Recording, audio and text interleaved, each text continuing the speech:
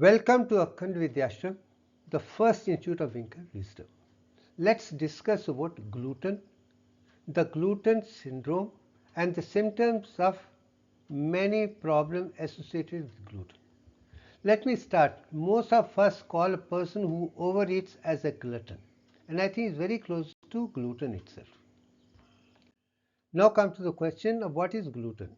It's a chemical structure, is a very complex network of two main protein families, gliadins and glutenins, which form a viscous system when water is added.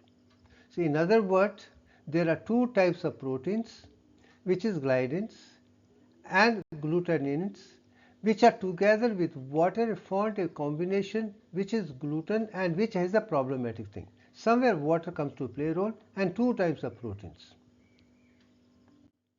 Now it comes to the question of there are four level structures: primary, secondary, tertiary and quaternary, and rich in glutamine, proline and glycine. There are three amino acids and particularly are rich in that, and they have four different stages, and you can see the stages very clearly. Now they come to the question of structure of creation of gluten. You have a primary structure, you can see gluten, eucalyptus, and the water, three put together form a secondary structure where gluten and gliadin come together as a complex structure, and then finally they form the tertiary structure which gluten is all about. Now, as I told you, repeat the same thing again. What is the gluten? Again, the two proteins plus water and mixed together, and as a mesh they work together as a glue to make things very strong and bind together, and that's why gluten becomes very important in confectionery, and we're going to see as we move on to do that concept clearly one by one. Now come to the question of gluten. The gliadins are monomeric proteins, while the glutens are polymeric aggregates held together in strong disulfide bond. So in other words, gliadins are very mono, one single unit acid. You can see that clearly in the bottom left side. And the second you can see as polym is together, they are bound together as together. They are strongly held together with disulfide bond with the two put as such. And that is the structure which is gluten. So I think structurally we understand one is a single, another is many, and they are formed together as a bond with a strong disulfide bond. Now this is the chemical structure. Carbon is 30, hydrogen 38, nitrogen is 6, oxygen is 7. But it's the same combination of carbon, hydrogen, oxygen and nitrogen put together as that, like any protein as such. It is not different from protein structures. Carbohydrates are carbon, hydrogen and oxygen. This is there. Whereas energy molecules are carbon, hydrogen, nitrogen, oxygen and phosphate. But this is only four which are typical of protein. So number of protons here is 180 plus 38 plus 42 plus 56 is 316. That's a big long chain, and you can see the structure of chemical structure down also very clearly. And this is where I have been trying to very clearly talk about protons, because I see a certain mathematics in protons, particularly nucleotides and phosphates, even proteins, even carbohydrates, even starting from methane to oxygen to water to carbon dioxide and glucose and fatty acids. There is a mathematics involved, and that is mathematics I try to see more as a proton structure. Now second thing is maize, gluten is one part, and second you have is wheat, and as also rye and barley and many of these things which you commonly use have a proteins which have the gluing capacity or binding capacity. Now you have these two structures put together. You can see very clearly you have the wheat flour, And then you have albumin and globulin. They are two proteins which are very important, which you see everywhere. And when come to the question of albumin and globulin, as far as mathematics is concerned, egg is a typical example where albumin is 61.8034 and gluten is almost like 38.1966%. That combination makes albumin globulin a very good combination, and that ratio is maintained, Devyank. Within the physical body, we maintain that. We'll be perfectly healthy, wealthy, wise, and happy as such. Now comes the gluten. You have the four different types, you can see it, and you collect glutenin, as you can see, 3 times. And finally, how you have natural residual protein, which is used as such, is the same structure. This is the chemical formula which is done by mathematicians and scientists and researchers put together. It's a good work to think about it. You can read about it in detail when you go into these particular details. Now come to the question of two of the glutens, and you can see the 3 on one side and 2 on one side, and that is particular combination. This is again divine mathematics of 2, 3 is same thing. Now they come to the question of what are the different sources of gluten as such.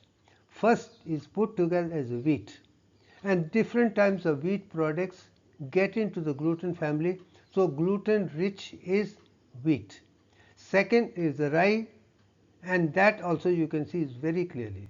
Third is tricitrate, where you can find other forms of gluten, as you can see in the third part. Then you come to the barley. Barley also a rich and particular malt and food combinations are there as such going. And finally come to those three. These are different sources of gluten rich, and they have a lot of advantages, but they could also be a problematic. We will talk about it as we move on. Now come to the question of combination of these two put together and water as such, and then now this particular thing is called kneading.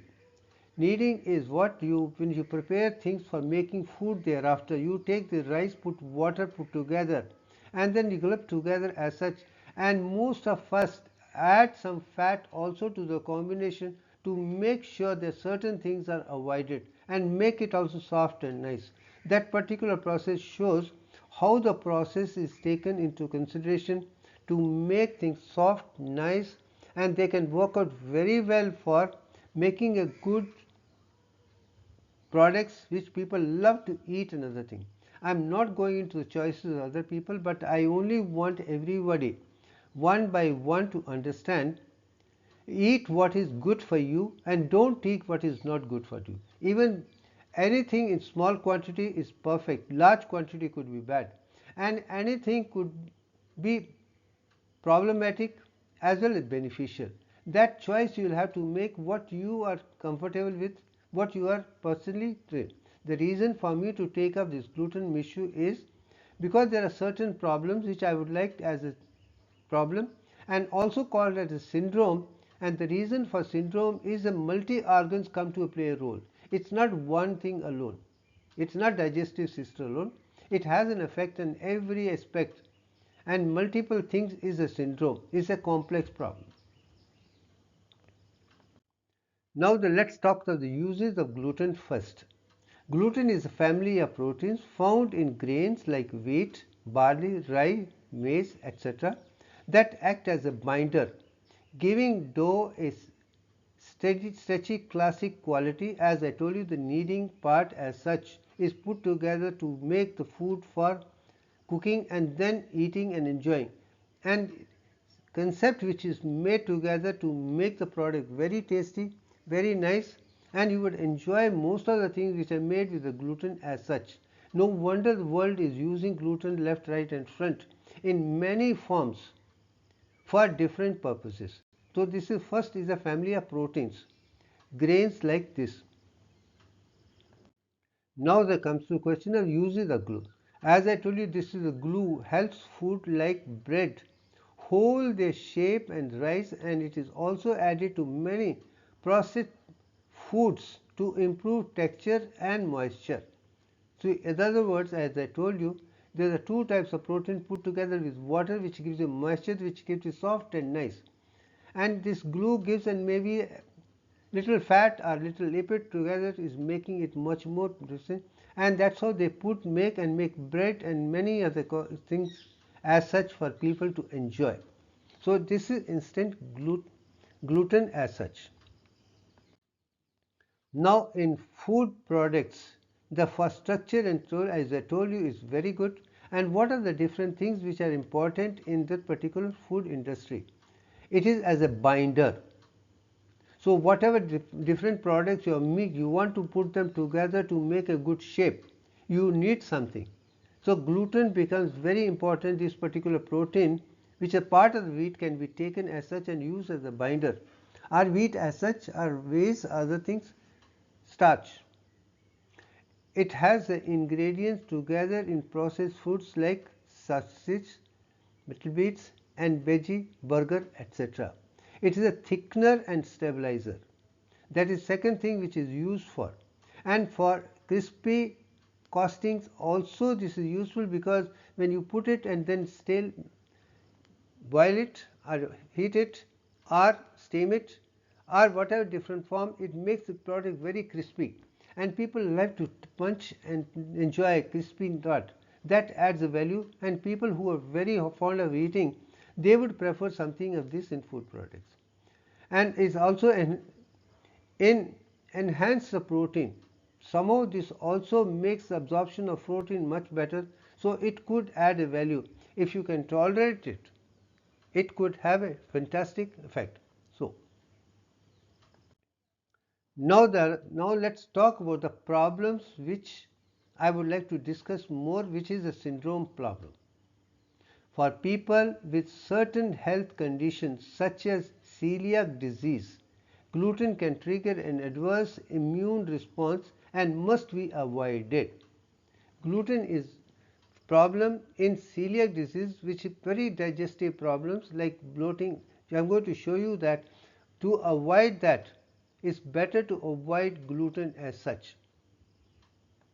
Now you see the gluten intolerance versus celiac disease.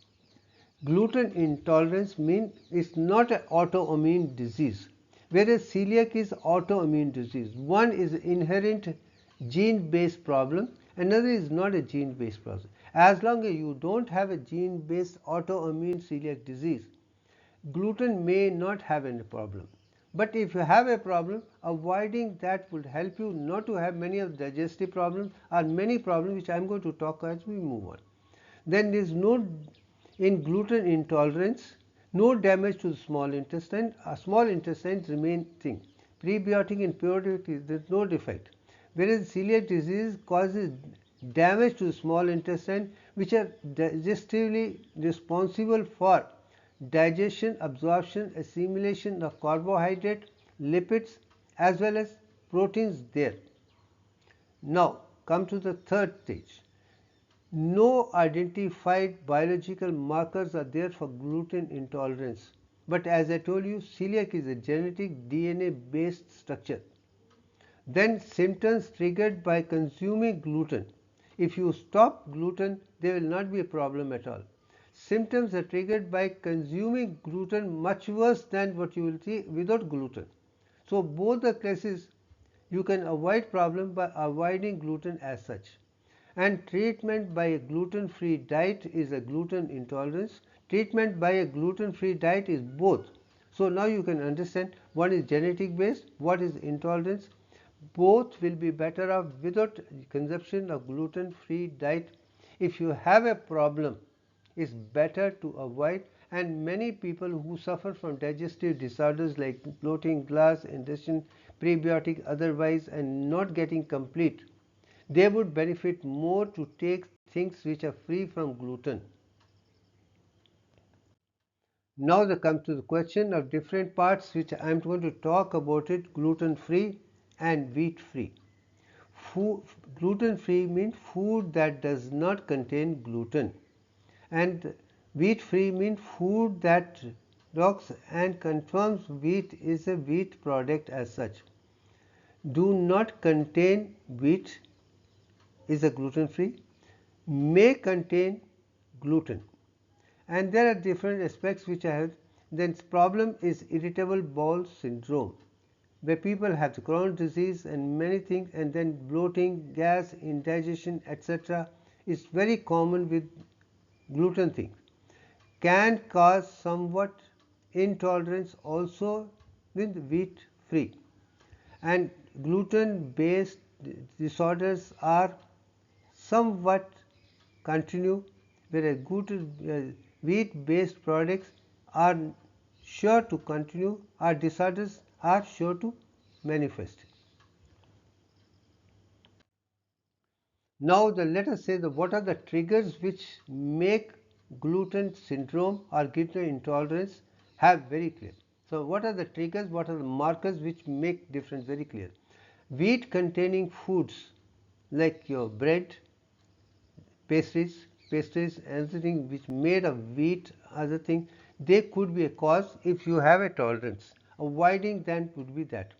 Non-food wheat based products are also there, which also create a problem. Like your cosmetics have many things, this particular thing used, and they could also create allergy locally or inside. And bath products could also have, and the play dough could also. So in other words, all these things which have gluten, you have intolerance, you avoid both external and internal both. So you will be much better off in gastrointestinal system at the particular intolerance, which not giving you enough amino acids as such for your protein based, including maybe even carbohydrates, they are all interconnected. Now I am going to talk about the symptoms which are very important associated with gluten as such Sparta syndrome. First thing I have written is rash. That person who's intolerant to gluten or suffering from gluten syndrome, and as soon as it takes it, it will start manifesting as a rash in the skin. That means that the thing is trying to throw out, gastrointestinal system absorbed it. It has gone into blood, and if elimination is done by gastrointestinal system, one whether vomiting or loose motions on one part or the urine as such, and third thing is skin again. Skin also works out a thing to throw it out, and one of the manifestation is rash, the red color itching sensation there. But when I think of that, I can only think of histamine releasing, producing vasodilatation, producing the red color, producing the itching, other thing. So amino as histamine, and then many people use antihistamine to rest it.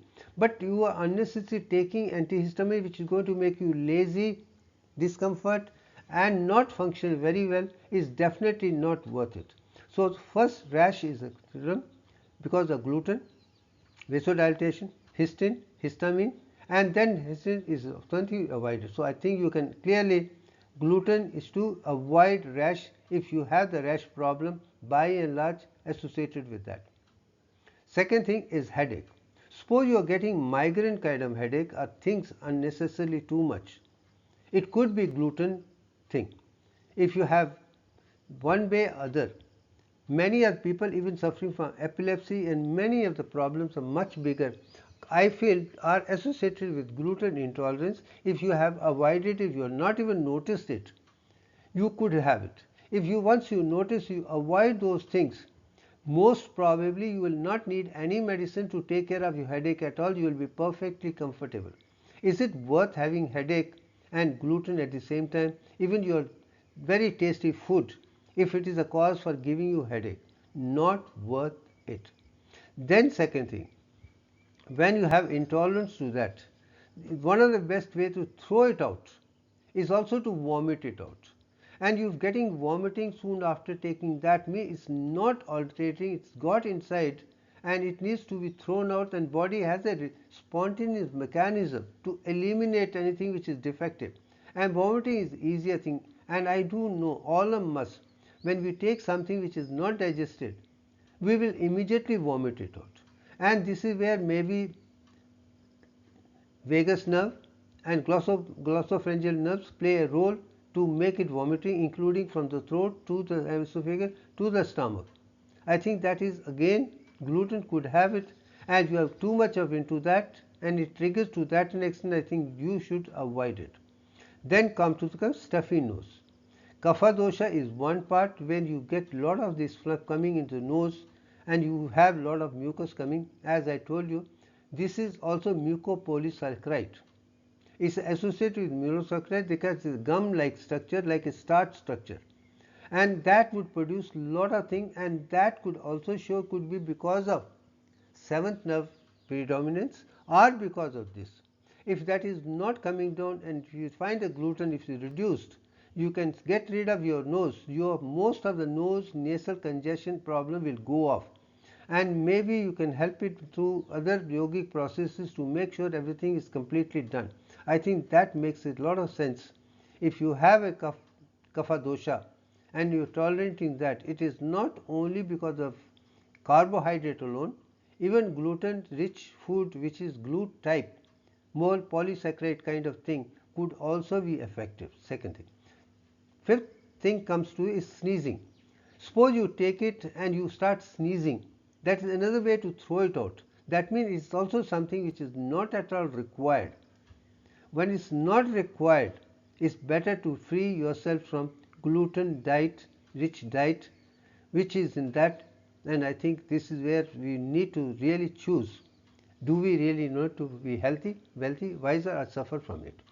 Then come to the question of asthma. Asthma is very common with people who are very fond of those things. And when I think of asthma, I always remember it is because the cranial parasympathetic system, which is working together to rest, digest and conserve, is a vasoconstriction. By and large, is not dilated to that extent and is not letting do this. So this is where sympathetic system comes to play a role. And you need a sympathetic system for most of these things to throw it out. So in other words, if your food is giving you asthma, bronchial discomfort and another thing, it's better to avoid that and be free with this. And don't let your body produce more of adrenaline and noradrenaline as a sympathomimetic, which could have a lot of side effects. If you don't want that to trigger this, as a result your body doesn't have to work it out together. That's also a problem I call is under gluten syndrome. Then anaphylaxis means sometimes it could be so dangerous you could die out of that. Whole vasodilatation takes away, your blood pressure comes down, you could suffer the way many of the emergency things like COVID etc. do. So this has that kind of problem. If this is what is to an extent a gluten can do, and you have been suffering from this, which are primarily with allergy, histamine, histidine, other things, and also whole system is getting disturbed, you creating that, is it really worth it? I don't think it's worth it. I think come to the question, recognize if it is gluten free, and then you can eliminate one by one the kind of food taking which all these complaints, 7 complaints can be reduced, and other things at the same time which are primarily with digestive system and also the nervous system as well as peripheral vasodilatation. I think it's worth doing that. And as a medical doctor, I have always gone. All the complaints which we get are the indication things are bad. Take those symptoms as thing and try to understand what symptom is due to and eliminate one by one through trial and errors. And that's the reason I have been saying every human being should become their own doctor. You don't need another doctor because today's doctors are useless people. They do not know how to prevent problem, and they are also treating with things and creating iatrogenic problem. They will treat you thing with a thing which is creating more problem than that. You forget, they don't even know what is the root cause, and when you don't know the root cause, then how can you take the medicine and the thing to counter the only symptomatic treatment without using the cause? And that is the preventive medicine which I am talking about. Now message of this particular video is very clear. We should focus on preventive medicine, recognize what is the cause. Unless the cause is removed, effect cannot be removed. Do not take medicines unnecessarily because you will create another iatrogenic problem disturbing the system, and you could land up much bigger problems as such. So other words, let us recognize the complaint, recognize the cause, remove the cause and be free from all the problems without taking any medicines, and this can be done by individual himself. And I've been saying again, as a medical doctor, never go to a medical doctor for anything. Learn to treat yourself fully through proper diet, because whole mechanism is from atom, element, molecule, compounds in the food item in Ayurvedic, and that is what Vedas are talking about, that is what Upanishads are talking about, and that is what I am talking about. That's what is whole mathematics. Once that is done, I think you are perfectly fine, healthy, wealthy, wise and happy, and that lies in your hands. You got to recognize yourself. Do not expect somebody else to do it. Take charge and be healthy, wealthy, wise and happy, and that's it. Now with that come to the end, I think it's enough for the day. Thank you very much.